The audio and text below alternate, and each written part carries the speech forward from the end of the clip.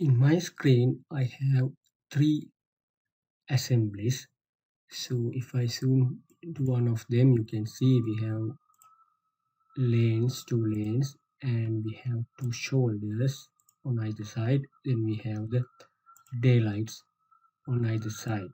So in these three assemblies, my lanes and my shoulders are identical. They have same layer thicknesses, but the only changing parameter is the daylight slopes in each assembly. So suppose we have to change the layer thickness of these assemblies.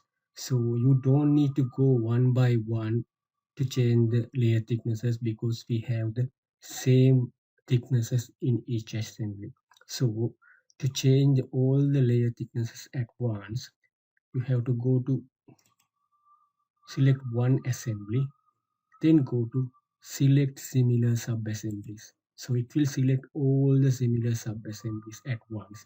Then go to properties, and in the properties tab, properties palette actually, you can set all the width parameters, depth parameters, everything. Suppose we are going to change this parameters by 50 millimeter.